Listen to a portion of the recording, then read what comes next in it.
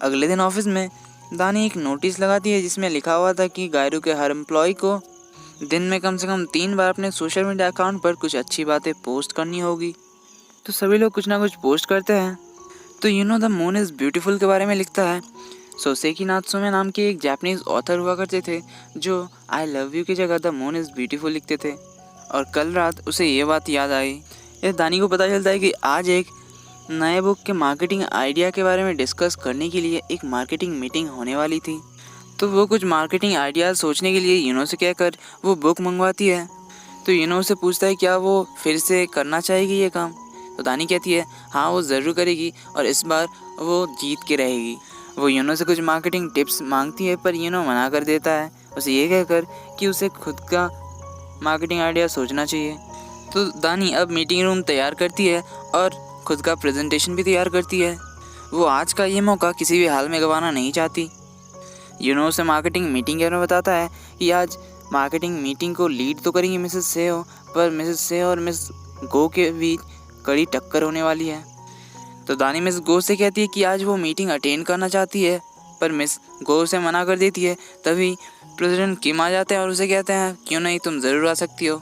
तो मीटिंग शुरू होती है। क्योंकि ये ऑथर ज़्यादा फेमस नहीं था इसलिए सभी लोग अपने मार्केटिंग आइडिया से ये कोशिश करते हैं कि इस बुक की ज़्यादा से ज़्यादा सेलिंग हो।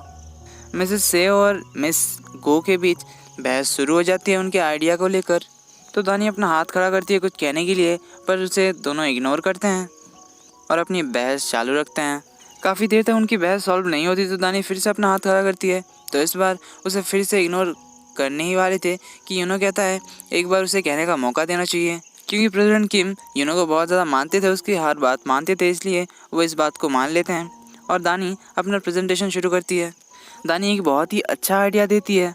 वो कहती है कि इस बार इस बुक में वो लोग कोई भी इन्फॉर्मेशन नहीं देंगे बुक के बारे में, बल्कि उसके बदले वो लोग एक सिर्फ नॉर्मल कवर देंगे और साथ में उसे गिफ्ट पैक करके रखेंगे जिससे लोगों में इस बुक के लिए क्यूरोसिटी बढ़े और वो लोग बुक को खरीदेंगे। पहले तो सभी लोगों को ये आइडिया रिस्की लगता है क्योंकि अगर लोगों को पता ही नहीं होगा कि उस बुक में क्या है तो वो लोग उस बुक को क्यों खरीदेंगे। पर दानी उन्हें एक परफेक्ट एक्सप्लेनेशन देती है जिसके बाद प्रेसिडेंट को भी ये आइडिया पसंद आता है। तो कहता है कि वो लोग बुक के कुछ हाईलाइटेड लाइंस को हर बुक पर प्रिंट कर सकते हैं और इस बारे में भी दानी सोच कर आई थी। सभी को दानी का आइडिया बहुत ही ज़्यादा पसंद आता है। प्रेसिडेंट किम तो उसे मार्केटिंग टीम का इंचार्ज बना देते हैं और साथ में उसे हेरिन के साथ इस बुक पर काम करने को भी कहते हैं। सो इस बार जैसा कि दानी ने कहा था कि वो जीतेगी तो वो जीत गई। सभी लोग उसे कॉन्ग्रेचुलेट करते हैं। दानी बहुत ही ज़्यादा खुश होती है क्योंकि पहली बार किसी बुक पर उसका नाम आएगा। यह सॉन्ग हेरिन को डिनर के लिए इनवाइट करती है जिसके लिए मान जाता है।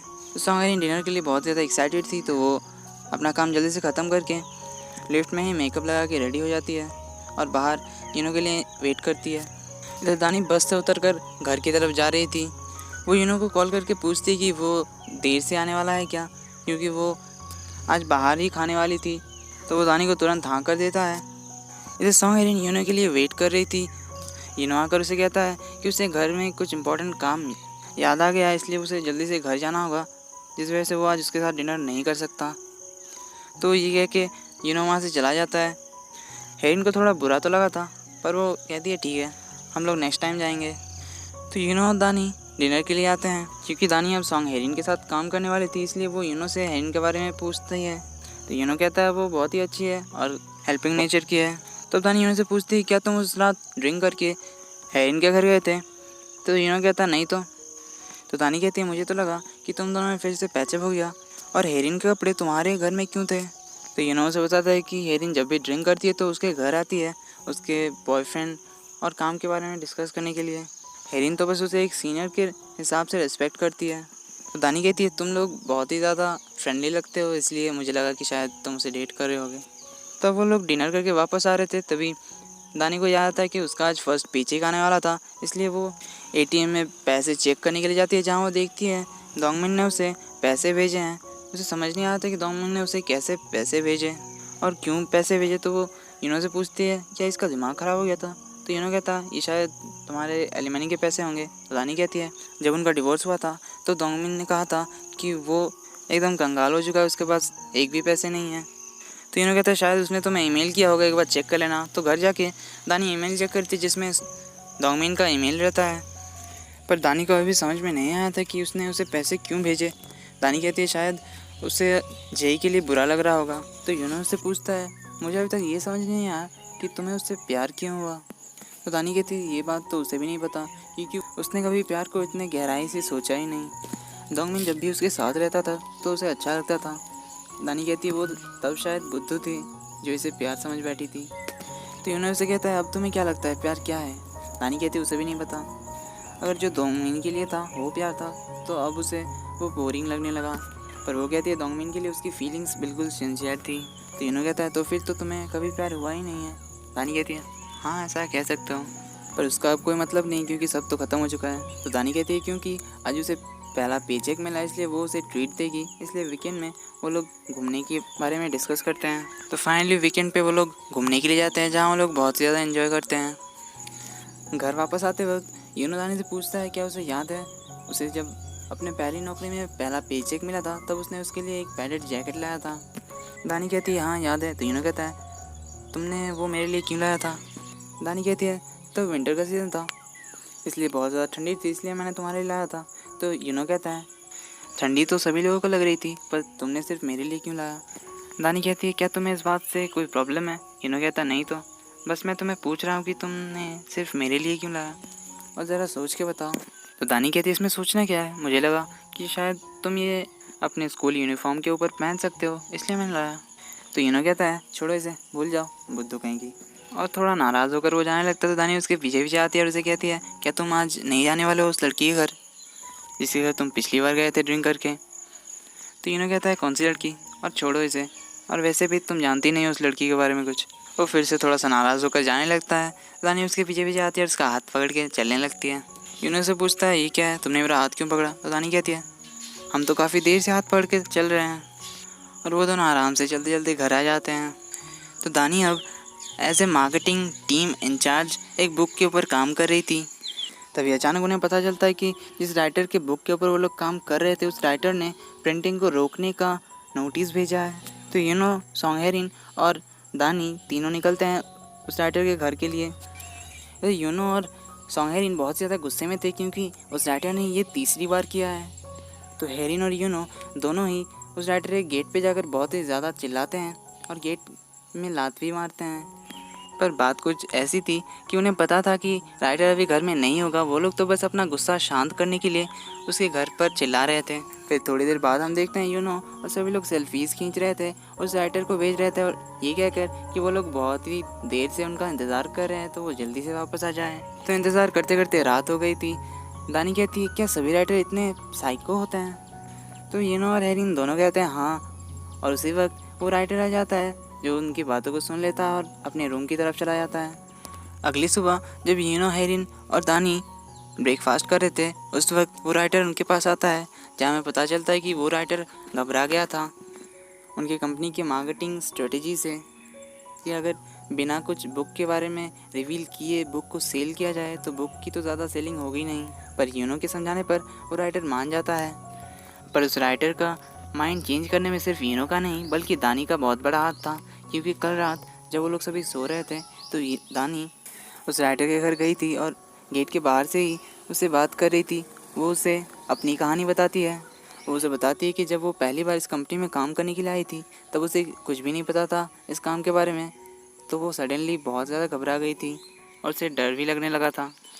पर उसने उन थॉट्स को कभी अपने आप पर हावी नहीं होने दिया और वो काम को एंजॉय करने लगी, और अब उसे कोई भी परेशानी नहीं होती और उसे बिल्कुल भी डर नहीं लगता। दानी की बातों को सुनकर सच में उसका डर दूर हो गया। तो तीनों अब हैप्पीली ऑफिस वापस आ जाते हैं। फाइनली उनकी बुक प्रिंट होकर आ चुकी थी। हेरिन बहुत ही ज़्यादा इमोशनल हो जाती है और दानी भी खुश होती है क्योंकि उसका पहली बार था जब उसका नाम किसी बुक पर आने वाला था। इधर हम यूनो को देखते हैं जो कि दानी के लिए एक हैंडबैग ख़रीदने के लिए आया था। उसने बहुत टाइम पहले ही इस हैंडबैग के लिए ऑर्डर किया था। उस शॉप के ओनर उसकी एक्स गर्लफ्रेंड थी। वो उससे पूछती है क्या तुमने इसके लिए बहुत इंतज़ार नहीं किया। तो यूनो कहता नहीं तो मैं तो बस अपने रास्ते में था। तो नायंग यूनो से कहती है क्या दानी कभी समझ पाएगी अगर तुम ऐसा करोगे।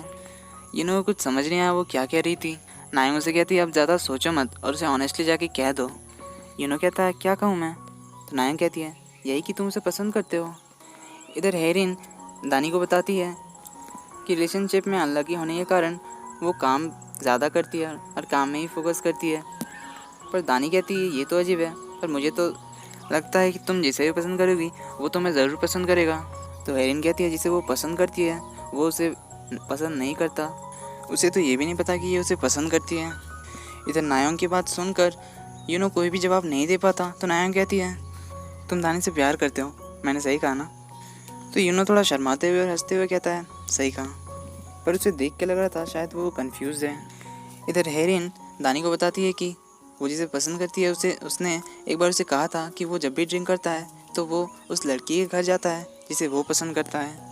इस बात को सुनकर उसे यूनो की याद आती है, क्योंकि यूनो ने कहा था कि वो भी जब ड्रिंक करता है तो वो उस लड़की के घर जाता है जिसे वो पसंद करता है। तो दानी को लगने लगता है कि शायद हेरिन को यूनो पे क्रश है। तो हेरिन कहती है इसलिए वो भी जब ड्रिंक करती है तो वो भी उसके घर जाती है जिसे वो पसंद करती है, पर वो नहीं जानता कि ये उसके लिए क्या फील करती है। इधर यूनो नायंग से कहता है जब दानी हंसती है, यूनो कहता है हाँ मैं थोड़ा केयरफुल तो हो रहा हूँ, पर मैं थोड़ा और केयरफुल होना चाहता हूँ। मैं दानी से कुछ कहने से पहले अपने फीलिंग्स को 100 बार और चेक करूँगा, ये देखने के लिए कि मेरी फीलिंग्स दानी के लिए कितनी ज़्यादा डीप है और उसके लिए मेरी फीलिंग्स कितनी ज़्यादा स्ट्रॉन्ग है और जेन्युइन है, ये भी मुझे देखना है।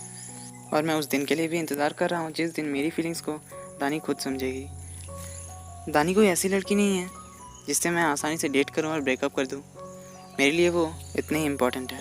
इधर दानी यूनो और हेरिन की बातों को मिलाते हुए घर आ रही थी चल चल के। वो उनके केस को समझने की कोशिश कर ही रही थी कि तभी वो देखती है हेरिन को, जो कि यूनो के घर के बाहर खड़ी थी। तो उसे देखकर वो छुप जाती है, क्योंकि ऑफिस में किसी को भी ये बात पता नहीं थी कि यूनो और दानी एक साथ रहते हैं। इधर यूनो दानी के लिए वेट कर रहा था, तभी वो देखता है हेरिन को जो उसके गेट के बाहर खड़ी थी, तो वो उससे मिलने के लिए बाहर जाता है। दानी देखती है हेरिन उसके घर के अंदर चली जाती है। अब तो वो घर नहीं जा सकती थी, तो वो थोड़ी देर घर की तरफ देखती है और फिर बस स्टॉप चली जाती है और बस स्टॉप पे जाके बैठ जाती है और वो कहती है उसके पास अब जाने के लिए कोई भी जगह नहीं है। तभी हम देखते हैं एक बस आती है जिसमें से उतरता है जी सो जून। दोनों एक दूसरे को देख कर मुस्कुराते हैं और यहीं पे एपिसोड 5 ख़त्म हो जाता है।